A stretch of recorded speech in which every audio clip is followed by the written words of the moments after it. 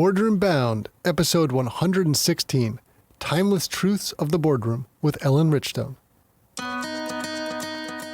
Because boards are looking for people who will both add value, will be compatible with the culture, and are committed to doing the work.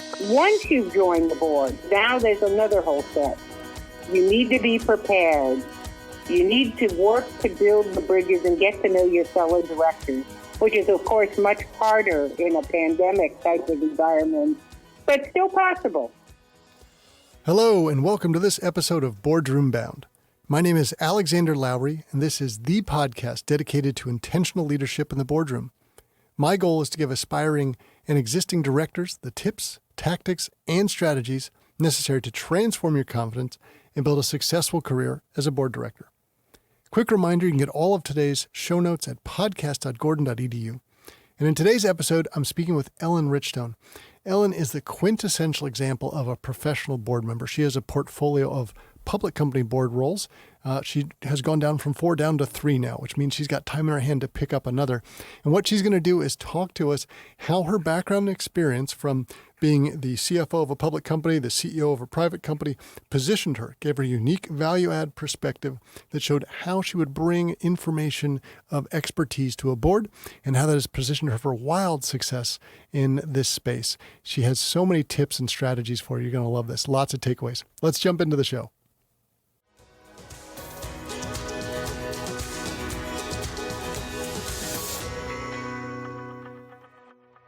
Ellen Richstone, welcome to the Boardroom Bound podcast.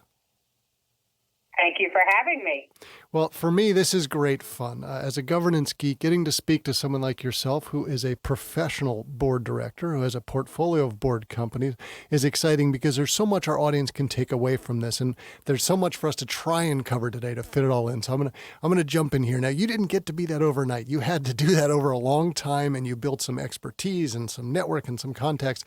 But let's just take it way back very quickly for our audience to understand. Before you got in your first board, you built up your career in some different spaces, and a dear place in my heart as part of the JP Morgan family. This is before all the various different mergers. That's where you started out your career. Tell us a little bit about that and then how you got to your first board role. Sure. My story really has a non-traditional background to the CFO, and then it sort of turns into looking more like a traditional environment. But my story really begins after college. I went to a institution called the Fletcher School of Law and Diplomacy, which at the time was run by Tufts University in conjunction with Harvard University. And I had 2 degrees.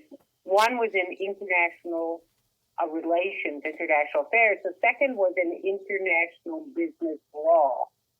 So it was really focused on the global environment. Fletcher is all about global economic, business, security studies, and development.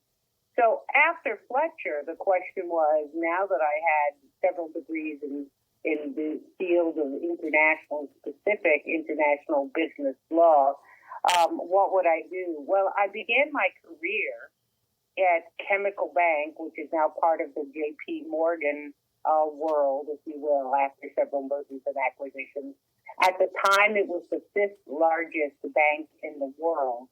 And I joined as part of the international division and actually was a consultant to large corporate clients on basically how they would structure their different entities around the globe and how they could move their money around the globe, how they should be invested to optimize their after-tax flows.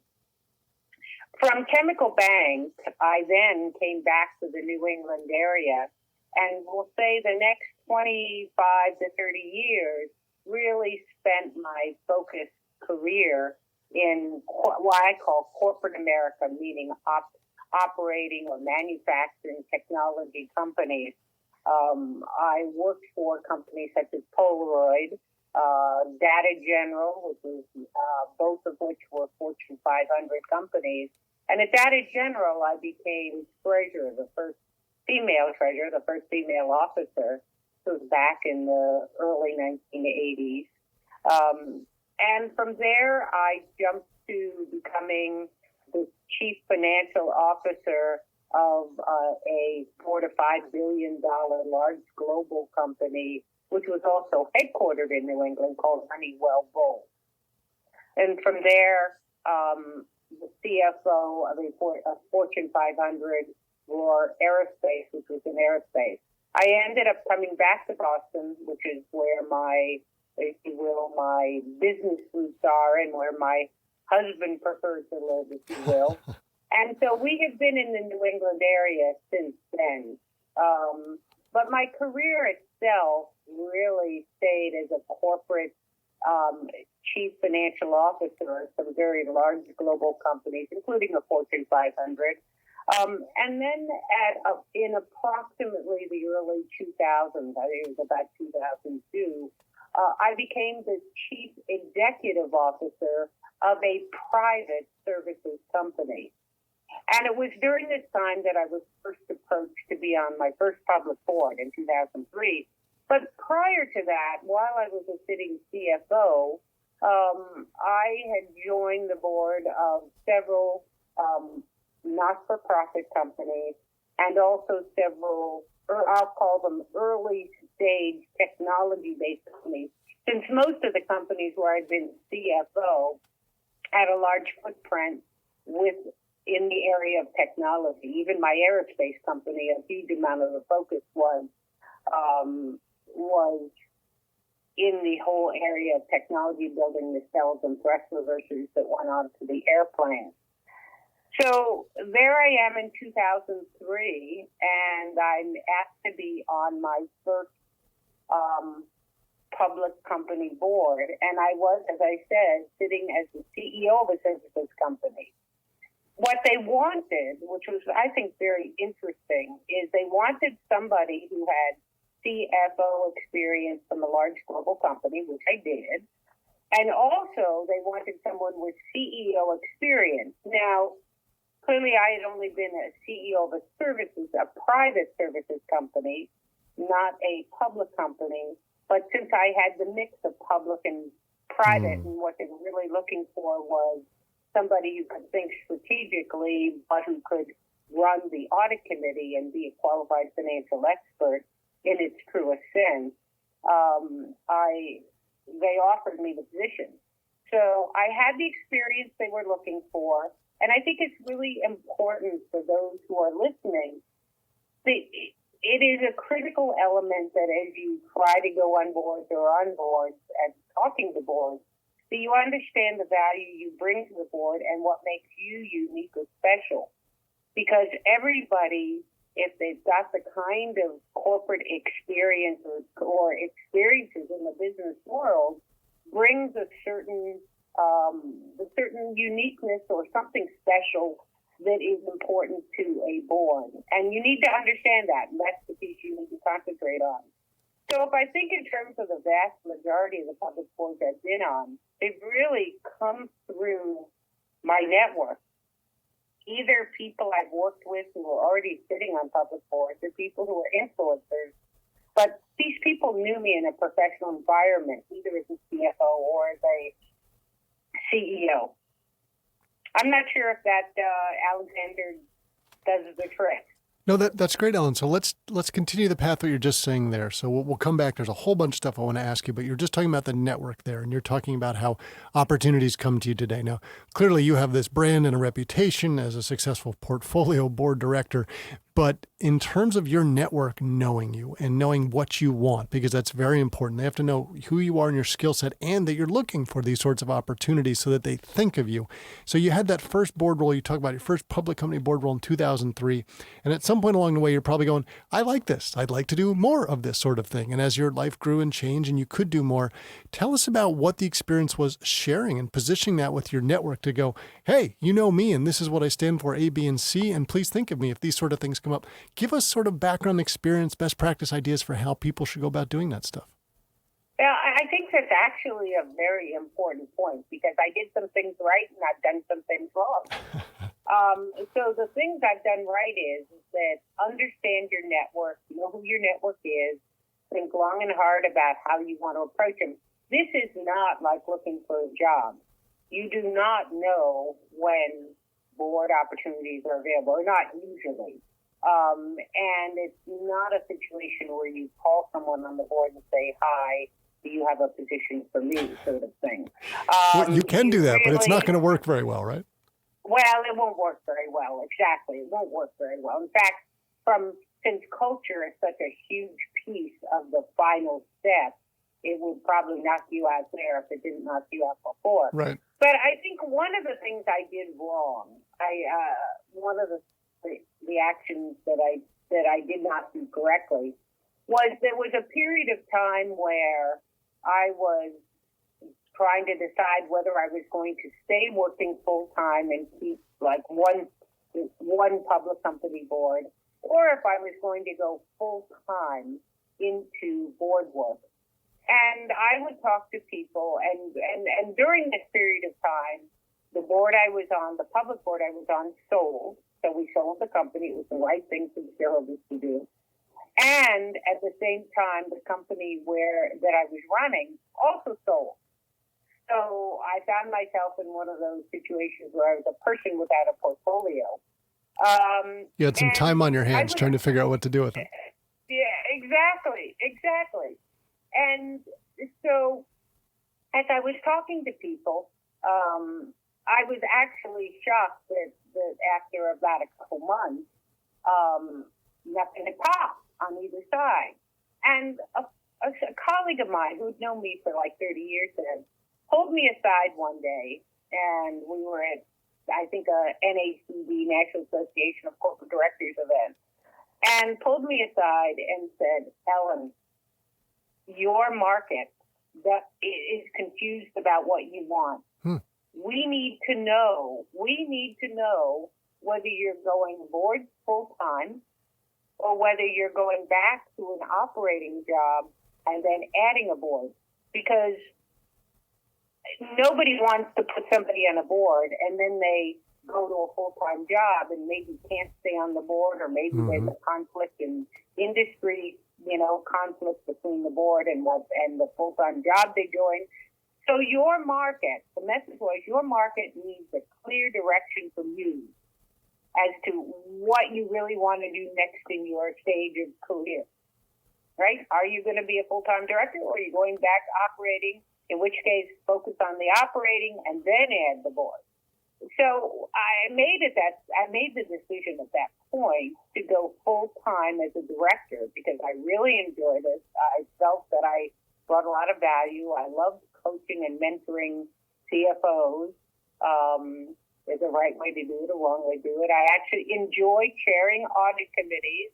I'm one of those few people. That's a rare thing, I'm pretty sure. I know, but I really do.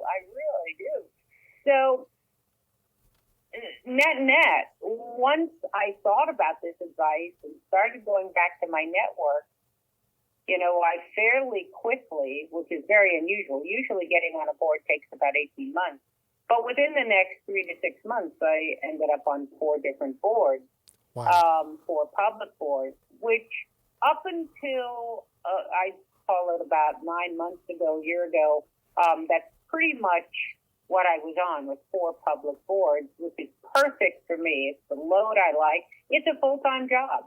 Let's not be confused. It is a full-time job.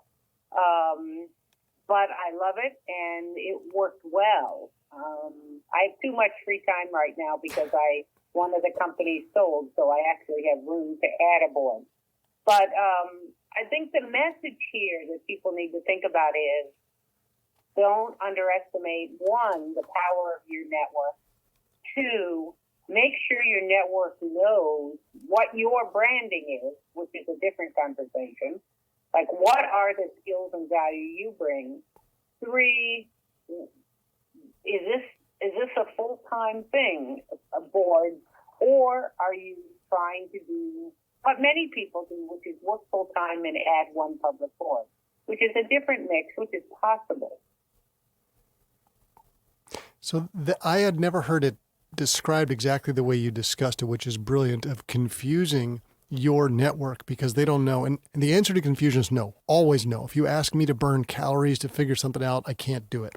So to being very clear of, hey, are you looking to be a full-time portfolio board member, or are you going to land a new C-suite role and then you'll put something on top of that? I had never quite clearly in my mind dissected those two different paths that someone could go down. So I think that makes an awful lot of sense. So you went down the path of portfolio board member, clearly did that successfully. I've never heard of that sort of track record of success of 4 public boards in 6 months. So let's pull back the curtain, give a little bit of your secret sauce. Take us inside one of those conversations. How do you actually go about having that position with someone? Clearly you'll be potentially doing that again now that you have room for one more board role. What does one of those conversations actually look like? I think many of our members would benefit from hearing that. Well, I think it's hard because you have to first, the process that I think anyone trying to get on the board has to go through, and I've been doing some coaching for some people who are interested in getting a public company board, and coaching not for money. This is part of my pay. I don't know if I'm paying it back or paying it forward, but I'm just trying to help people get to the next step is, one, I think you need to go through your professional network, and I'll call it bucket people into 2 buckets. One is people who you know who are already sitting on public company boards, and I'm making the assumption here that the person we're talking about is already a very senior individual. They might be in the C-suite of a public company. They might be the CEO of a public company. They might be at a large private company.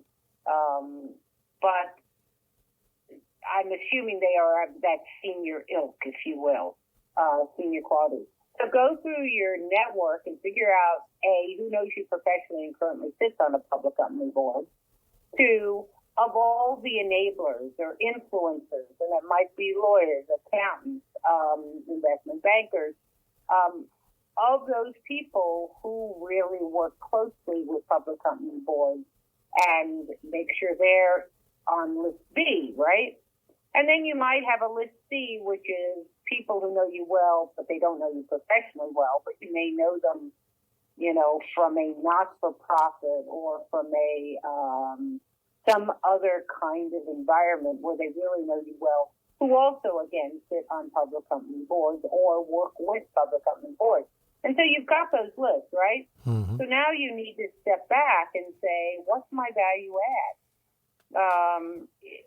For me, my value add is a very simple one. And of course, it comes back to, I always make people practice their elevator pitches with me.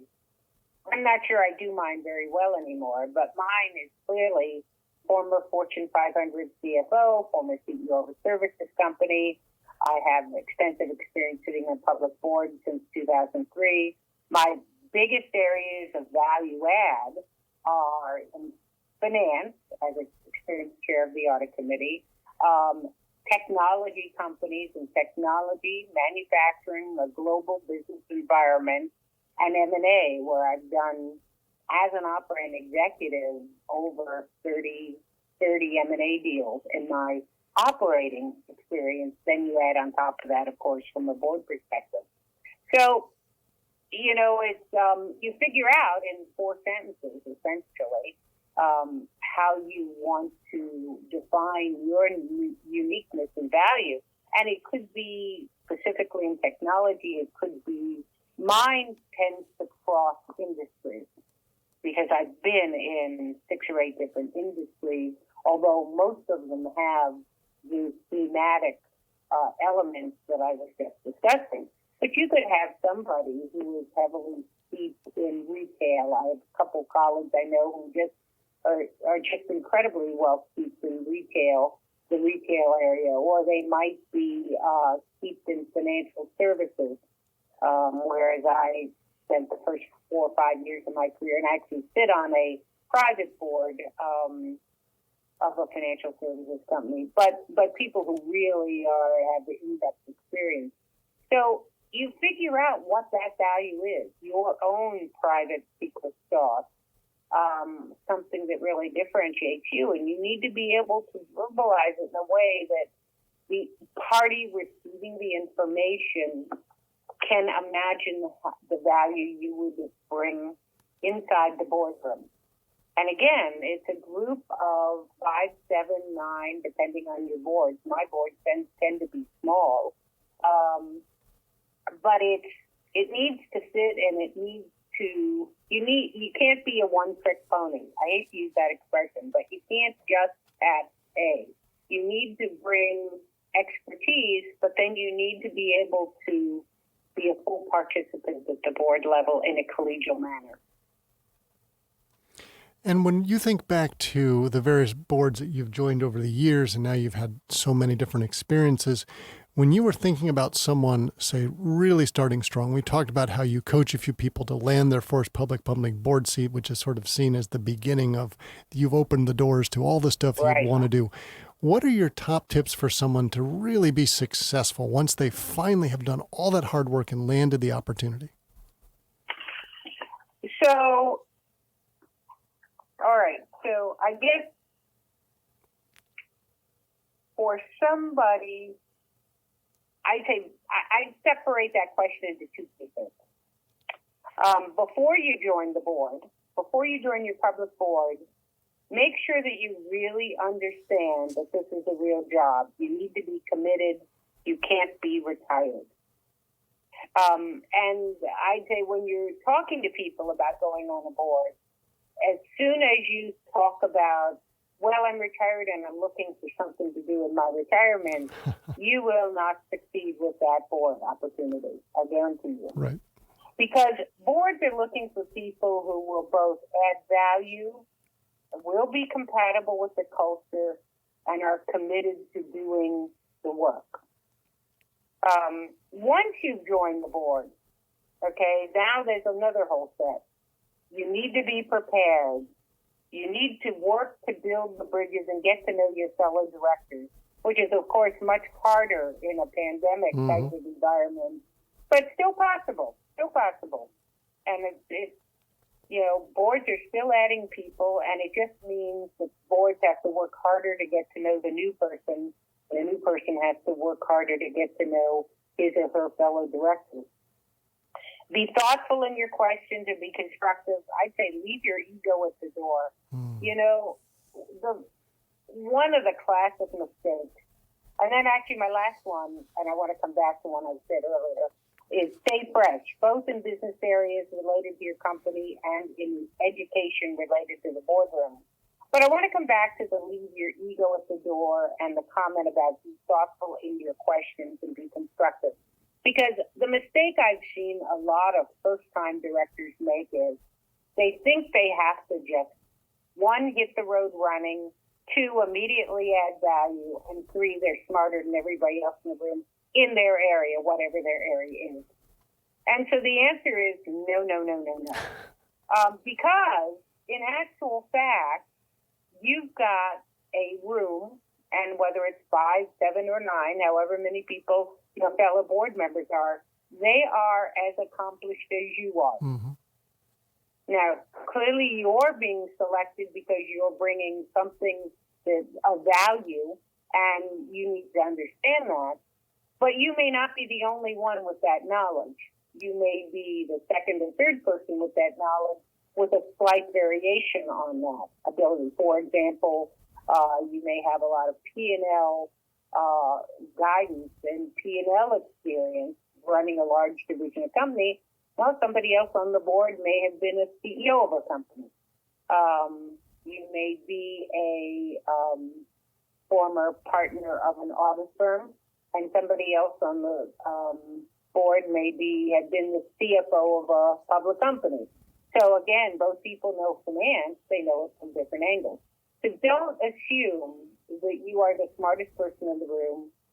Don't assume that from day one people are expecting you to make the aha moments in the room. They rarely happen. And be very thoughtful and very constructive, because one of the very important steps in selection of a new board member is the whole culture. You need a culture that works. That doesn't mean that everybody has to agree with each other. No, that's not what I'm saying. What I'm saying is that people need to be able to say what they need to say, listen to what other people are saying, and think about and respect the other person's opinion, which may be very different than yours, and have a good conversation about it. So it's absolutely critical to making the experience work and actually being helpful for the company. Ellen, you also talked about something very interesting that I'd like to expand upon a little bit. You're talking about staying fresh, continuing education, right? So you think about someone who's on multiple boards, there's a lot of stuff you're experiencing. Hopefully, many boards give you new opportunities for growth and development as well. Staying at the forefront of so much stuff going on is not easy, and I'm sure we could talk about some of the best resources to do that. I know you're heavily invested in NACD, the National Association of Corporate Directors. In fact, not only are you one of their highest credentialed members as a board leadership fellow, but you're actually on their top 100 directorship list, which I think says a lot about the quality you're bringing to boards. I know from my personal involvement in NACD, the most incredible speakers, education, and training. And I imagine you could probably speak to that for some of our audience members as a great example of the ways that they could continue to learn, grow, and develop and stay fresh. Right. And I think there are several organizations. I sit on the board of NACD New England, and am very active, with them as I chair their programming. And of course, now the programs at this point in time and through, I believe, through June of 2021, most of those programs will be virtual. So people from across the U.S. can certainly join in, and you just have to find them online and register. So we focus on having several programs a month. We just had one with Admiral Safides, and it was a phenomenal program. But there are NACD, each of the chapters, there are chapters, I think there are 10 or 12 chapters across the country, plus there's a national organization, all of which have some amazing programming. I will add, in addition, of course, there's a group called the American College of Corporate Directors, which also has some very interesting webinars going on. But NACD New England has a huge amount of resources available to any director, including, of course, a lot of the best practices and boardroom reports that are wonderful reading for anyone on a wide variety of topics. There's culture in the boardroom. There's one on cybersecurity. There's been a lot of calls and discussions about systemic racism and the current issues that are currently challenging the board and won't stop challenging a board for the years to come. So it's a phenomenal organization with a phenomenal amount of resources, and it's certainly worth spending time and focusing. And you can attend these programs either as a member or not as a member. But I believe about 90% of the public company boards actually are members of the NACD, National Association of Corporate Directors. So, Ellen, when we think about where we've come on the story arc today, we talked about where your career began, how your board career began, the portfolio of board companies you have now, sort of best practice as you've gone through that. I'd like to spend a little bit of time in our final few minutes thinking about the future. And I'd love to pick your brain about what you think the future of the boardroom is and what is changing. Yeah. So we are sitting right now, we'll call it in the fall of 2020. Fall of 2020, in a world that's been upended by the latest crisis, a major global pandemic. And I say latest because if one steps back, we've gone through multiple crises in the past 10 to 20 years, which includes dealing with a financial crisis, cybersecurity issues, which continue, climate issues such as fires and storms, which continue. All of these issues, the social issues that are currently going on in our world, that are being focused on probably for the first time, and we can't forget and needs to be continued. All of these crises have impacted our customers, our suppliers, and our own employees. And I think this current crisis, and I say current because in the fall of 2020. I think it's going to extend at least another 6-9 months at the very least, is different for many reasons, not the least because it's spread over a longer period of time, and it's having a continual impact. This is not a one-shot deal on customer, suppliers, and the company's own workforce. Add to this changes in technology and the social issues, including systematic racism and diversity, the impacts of climate change, global dynamics and interrelationships, which includes tariffs and trade restrictions of all kinds. So, to your question, long way to get to your question, I'm sorry. So what does this mean for the future of the boardroom? Well, I have a few points to make. One is, studies indicate that boards that score high on efficiency, collaboration, and alignment directly improve a company's ability to compete, enter new markets, and deliver higher value to its shareholders and stakeholders. 2, companies need to be resilient and nimble. So companies doesn't start at the CEO level. Boards have to be resilient and nimble because every board is going to have key governing processes and disciplines that are needed within the boardroom and the company in general. But the board also needs to be thoughtful and evolve just like a company. 3rd, increasingly, there are greater demands on the public company directors to really understand the company, the market, more than ever, including watching for potential paradigm shifts. A board director can no longer just read board materials and drop in once a quarter. I mean, this is huge. My boards, which, were a very, very good board, we now have a call once a month, every single public board. Some do it more frequently, depending on what the issue at hand is. But boards, this is not a once a quarter job. This is a continual stay engaged at a board level, because board members are not management. And even in the environment and crises that a company will find itself in, while a board becomes more engaged, very definitely more engaged and more time spent, the board member is still not management. But the board member, it's ever increasingly important that a board member understands the future needs of the company.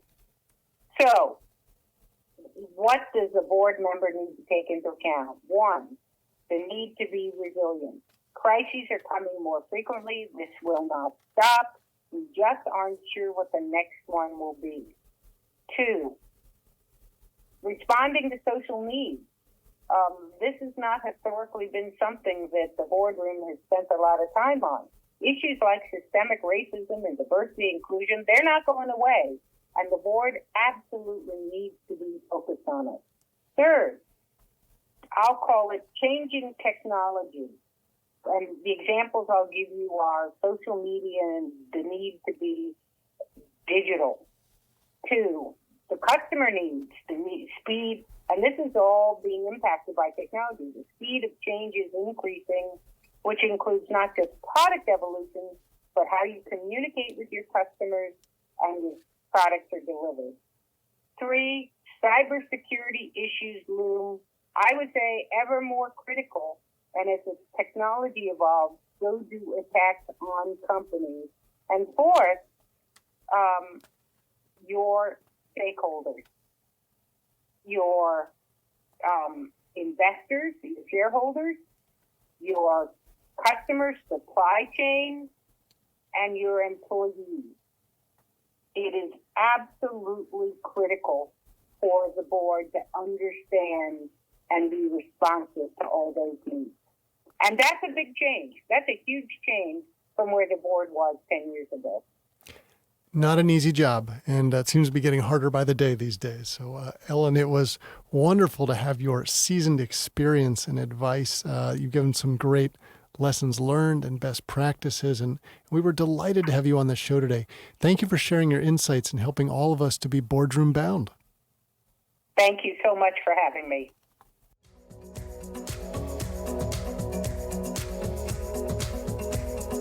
That's it for this episode of Boardroom Bound. I really enjoyed chatting with Ellen Richstone. It's wonderful to bring a seasoned portfolio board member to talk about what her career experience is like. She gave us the good, the bad, and the ugly. So many takeaways for all of us, very actionable points. And remember, if you head over to podcast.gordon.edu, you will find links to everything we discussed today. And please know that the Boardroom Bound team and I are so proud to be your go-to podcast for all things that connect, prepare, and empower you to land a board seat. Be sure to subscribe to this podcast so that you don't miss any of the high-quality content that we're bringing to you every Wednesday. Thanks for joining me today. I can't wait to share more stories and strategies from brilliant business minds with you again next week. Remember to keep tuning in to be Boardroom Bound.